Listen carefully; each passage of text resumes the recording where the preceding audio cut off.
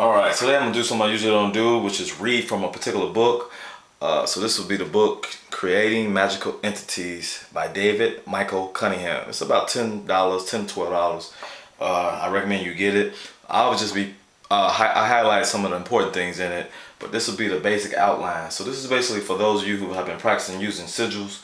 So I like to call this using sigils on steroids. So we're actually going to create using thought forms. I discussed thought forms before in my video about the Super Bowl. The Beyonce, I believe she did a ritual when she made the lights, when they allowed her to have the lights go off for 33 minutes. So I told you that's a symbolic number. But you can check out that video. I talked about egregores and thought forms and so on and so forth.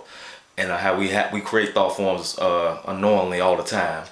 But when you specifically put more energy into them, you can use them. So that's what this book is going to discuss.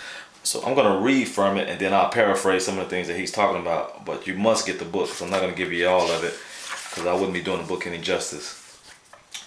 Alright. You have the ability to create a being from the thoughts and emotions of your conscious mind, and by your direction, this being will act to manifest your desires. An entity combines the essence of the desired result with that of the person that created the entity. So basically the result you want, the essence of that result, and the essence of your spirit is what creates the entity. Alright. A thought form is a symbol that represents a concept or thought for the person.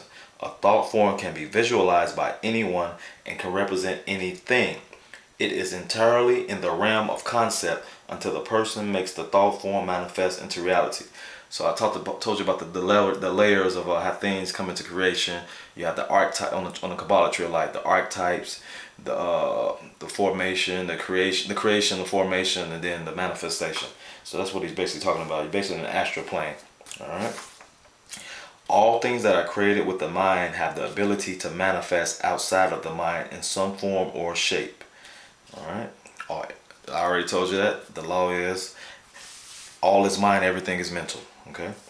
People have created and worked with different types of entities far beyond recorded history. Many gods and goddesses came into being as thought forms personified. This allowed humans to interact with and interpret cause and effect in the world in which they live. Often these fledgling thought forms were slowly transformed into the gods and goddesses that we know today by the general acceptance of the attributes given to events. As more people adopted these understandings of the events as action of things greater than themselves, the thought forms gained momentum and energy from the people that understood them. Over time, a single thought that had transformed from one person's way of understanding the world to what are now considered some of the most powerful gods, goddesses, demons, and spirits. So what that is about is what I talked about in Titan movies. In the Titan movie, it tells you that we created those gods, and the only reason why they're existing is because we're worshiping them. So they talked about, like, if these people stop worshiping us or loving us, we'll die. So Hades got the idea. He also said, as long as they fear us, also we can stay. That's energy too. So Hades, who represents hell or the devil, he's the one that came with the idea that not only does love and worship keep them going, also fear.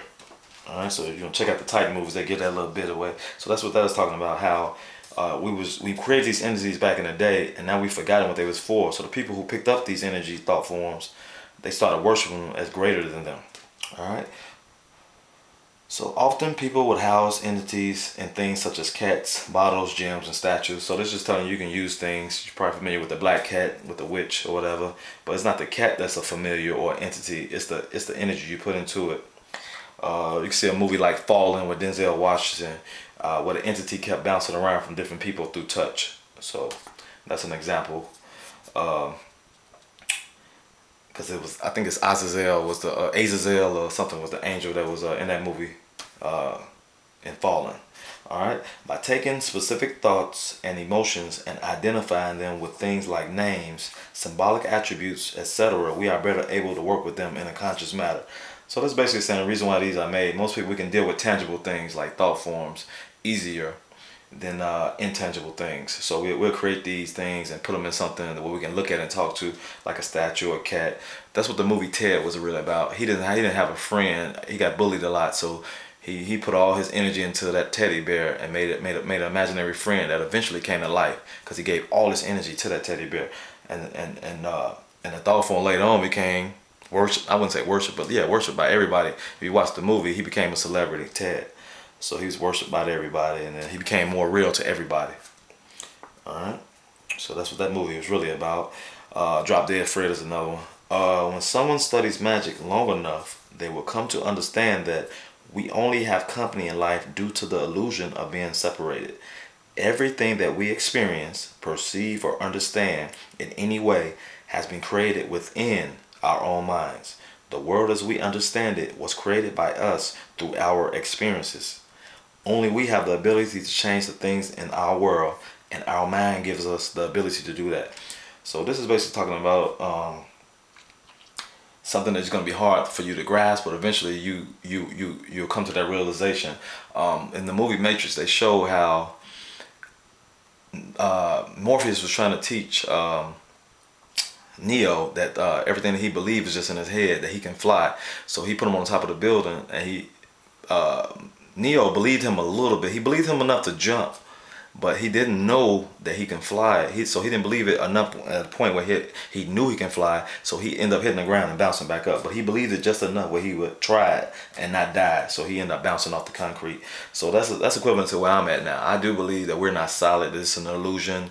We mainly make this. Most cells are made up 99% of space, so on and so forth. This is an illusion that we all separated, and that we should be able to walk through walls and certain things. Although I believe that, I don't believe it's strong enough to where I can walk through a wall. All right. So that's basically what that is. All right. You create entities and can accordingly determine what such entities will do for you. You don't use the perception of belief with entities. So let me repeat that. You do not use the perception of belief with entities, but instead use the perception of attributes with your entity. So to put it simply, you choose to perceive that an entity has specific talents about it that will help you in your operations. Those talents are attributes that you have placed upon the entity. So what they're saying is, don't put a perception of belief, because your beliefs are limited. Like I just told you, I may be limited where I won't walk through walls, but I can create a thought form that I know that has the attribute to walk through walls. So that way, like if you want to create an entity that was a spy, and they can walk through walls and so on and so forth. So that's what they're talking about. Don't use your beliefs when creating these entities. Use the attributes that you wish you had, that you really have, you just don't really believe it's strong enough. Okay? So you may not believe you can fly, but you can create a flying entity. All right? So one way of understanding entities is that they are formed from the collective unconscious. When we specifically identify and give a certain type of energy human attributes, we are separating the energy from the collective unconscious and creating a new being. The new being is still interconnected with the collective unconscious, as we all are, but it is a distinct energy being. So the collective unconscious is basically that thing that we don't think about. We collectively, all of us have the same information. Like a lot of you guys be asking me questions, and I appreciate that you believe I know things, but what I'm telling you is you can know everything I know and more, because it's a data bank that has all these answers. If you learn how to meditate, you can get the same answers. As a matter of fact, this book teaches you how to create an entity, an astral messenger that can go get answers for you. So it's in this place, what they call, something they call it the Akashic record. So, you know, Aaliyah in The Queen of the Damned, her character was called Akasha, because she was the snake, so she slithered in the movie. So her name was Akasha, but that's basically Akasha record. The record is basically a library that we all share, but unconsciously. Like that's the place that teaches that controls our heartbeat, our breathing. We don't have to think about this stuff. Unconsciously, we breathe naturally.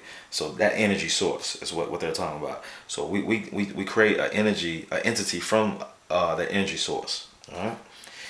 If entities are formed from thoughts and emotions, what were they before they were formed? So that was a question. Most other theories seem to make reference to a great mass of energy. This energy, sometimes called creative life force, exists in all things and expands beyond human understanding. When a human decides to give a part of this energy great mass form, it establishes this small part of energy as a new spiritual being. This new spiritual being resides on a plane of existence that some magical practitioners refer to as the astral plane. So I just discussed that. The process is similar to when parents conceive a child. They take a part of the great creative life force and give it form. This new form exists on both the astral and physical planes. An identity is established and furthers the creation of this being. The original energy from the creative life force has not been separated from the rest, but it has been provided with an astral and physical container in which it can reside. So the astral part is the thought. So when you having sex and you consciously want to create a baby, you should think about the name and everything. One thing one person, sometimes you give out these names unknowingly and they became these things. The name Jabari, I don't know if you're familiar with Jabari Parker. He's from Chicago, played for Simeon. Then went on to, I'm not really a sports dude, but I think he went to Duke, but he plays for, I think he got drafted, I don't know which team, but Jabari Parker, pretty good guy. But the name Jabari means famous, and it's another word. But just imagine all the names that you've been given, and you don't, and you may be living up to them and not knowing it, or you may not be living up to your potential. So your name, it means a lot. So I just thought about Jabari. I was researching some names today, so Jabari came. So that name, this pretend his parents meant to do that, and they had a thought of a famous child. So that thought resides in the astral plane. The container is his actual physical body. So the Jabari Park in the physical form is what has been created. So everything that exists in the physical exists in what we call the astral plane or your dream world. So that's why I tell you, you can go to your dreams and get things and bring them back to the physical. All right. Creating magical entities can be as easy or as hard as you would like it to be. Even with the least amount of preparation, you can produce a results-focused entity. Of course, the more that you put into your entity, the better your chances are of gaining the results that you desire. After creating the entity, little of your own energy is required to produce the results desired. Because of this, you are able to devote your time and energy to other things as you wish. So it's similar to a sigil. Once you make it, just you store it and you give it you consecrate it, if you will. You just don't think about it no more. It'll do its work. It'll manifest itself eventually. A magical entity can be used for several magical tasks at the same time. So you don't have to just make an entity for one task and then make another entity. You can make it for a couple of tasks at one time. They can be created to be astral messengers. I mentioned that already. They can help you learn a specific skill. For some people, it is easier to use entities to bring on magical results. One of the reasons for this is because when using other forms of magical workings, it may be difficult to know how the desired event will manifest. So he's talking about like any other type of magic that you've been playing with, even sigils. People may prefer this method because the entity is working, then you know, because you put in the result, you program the result in the entity, so you're gonna know it when it manifests. Wait a minute, so let me go back. One of the reasons for this is because when using other forms of magic, it may be difficult to know how the desired event will manifest. This often leads to failed, half-realized workings or workings that are not performed. When working with entities, the magi or magician is able to relate to a being doing the working. For example, in protection workings, it is easier, so this is for protection.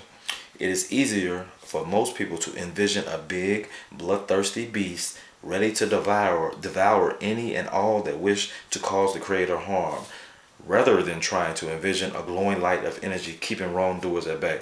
So you basically can create an entity like a big monster that might dissolve anybody who wishes to do you harm. But you're not gonna. The entity is not killing that person. It's pretty much just dissolve. Some people can't handle people with negative energy. You come home, be mad. Somebody made you upset. I don't let people make me happy or make me mad. Alright. I'm glad I learned that a long time ago. So I never say, oh, you make me sick, or you make me happy, or you make me mad. So you might want to start controlling how you feel. Stop saying someone makes you anything, whether positive or negative. Alright. Some magi create magical entities solely as means to hone their magical abilities.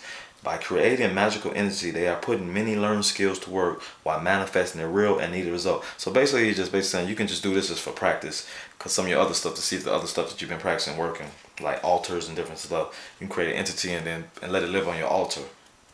All right. So other examples can be used for finding rare books, aiding in job search, helping sales of a product, irritating an enemy, protecting a house, etc., etc. The entity that you create is only limited by your imagination. All right. So now it says the first step to working with entities is learning to attune your energy to work with an entity. What that means is that you should have some degree of control over your own energy. If you do not, working with an entity, let alone creating one, may be difficult. What are some things that you can do to improve your connection with entities?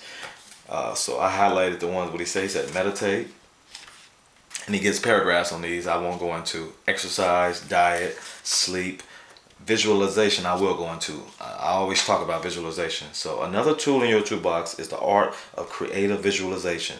Creative visualization would help you align the physical, mental, and spiritual minds to act together to achieve a desired result. It also allows for you to gain insight and information that was once hidden.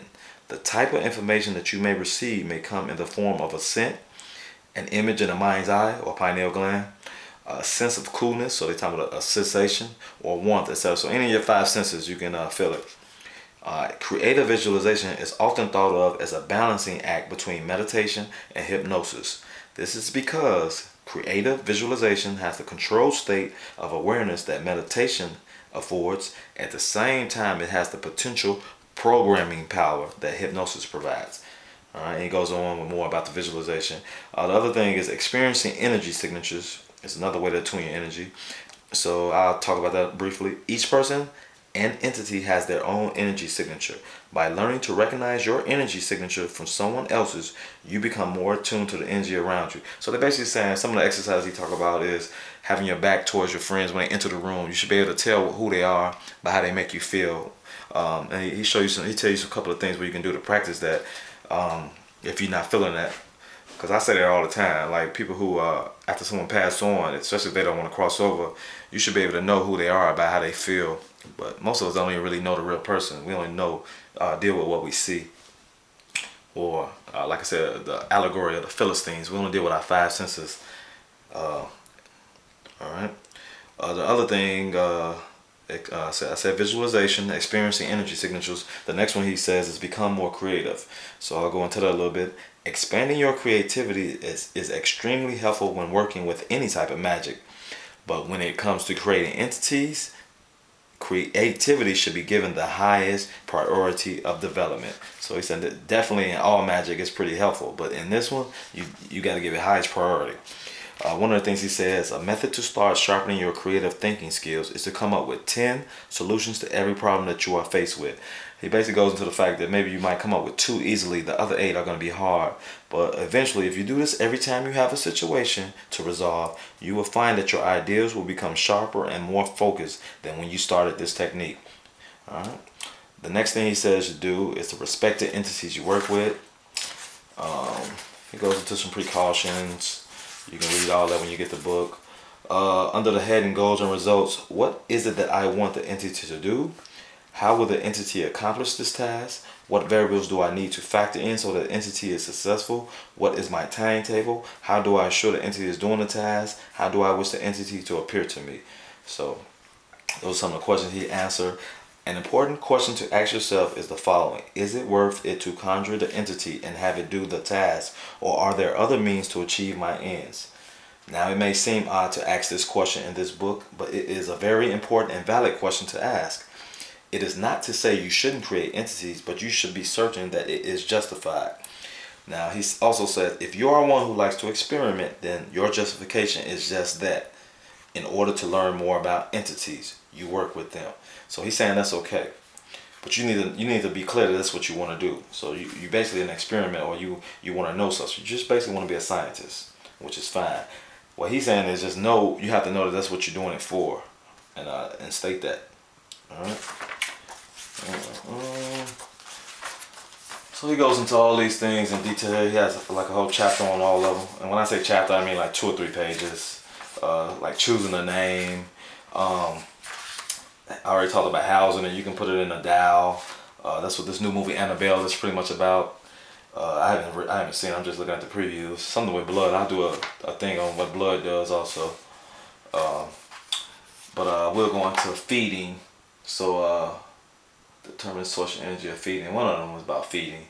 So I just go into that feeding time. Alright, energy of some form or another has to be supplied in order for any entity to exist.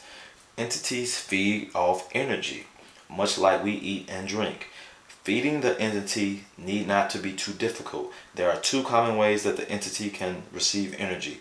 The first is to feed an entity from your personal energy, and the second is to have it feed from an energy source external to you. When you first create an entity, an amount of your energy is used to give life to the entity. You can continue to be the sole source of energy if you would like to have an entity totally dependent on you for its existence. The way that you could feed your entity energy from you is to talk to it daily. Another way is to offer it devotional plates of food. Of course, the entity will not eat the physical food, but rather it will feed off the essence of the food. Basically, any attention that you give to the entity can serve as an energy feeding. So I've talked about this before, about the offering, even on your altar you can put food. I know we probably mocked when we go into these, especially the ladies go into nail shops, anyone with Asian, the Eastern people, they leave grapes and stuff in the little Buddha statue. So I never understood it when I was young, before I got into this stuff. But you like, they crazy. The thing is, the statue can't be eating the grapes or whatever have you. But now you get the idea. So I never really talked about adopting a tree. So if you get into the Wiccan stuff, Wiccans or witches, they really into the natural stuff. So you might, so don't be afraid of witchcraft. It's pretty much they deal with all nature stuff, like adopting trees. You can adopt a tree by feeding it food and talking to it every day, and eventually the tree will talk back. Not physical talk, but I don't want you to think I'm crazy, but I'm just saying you will be able to communicate. You'll sense. All right. I think that's it. Yeah, so I don't want to go anymore. Like I said, you should just get the book. You're going to go into detail all these different bullet points. I touched on some of the movies that cover this subject. But once again, this is your book. Anywhere between $10 and $15 after you pay for shipping and handling. Or if some of you might have a Kindle, David Michael Cunningham. Alright. So I apologize for all the reading, but I felt that was the best way to do it. And just to give you an idea, just to get you at least interested in it. But teaching it, I wouldn't be able to do you any justice. Like I showed you how to do a sigil, I wouldn't be able to do you any justice by showing you how to do each of these steps. The video would be a waste of time. So just go and get the book. It's real simple. It's thin. It's not even that big. It's like a little pamphlet, to be exact. It's like 100 pages. All right. Hope you enjoy it.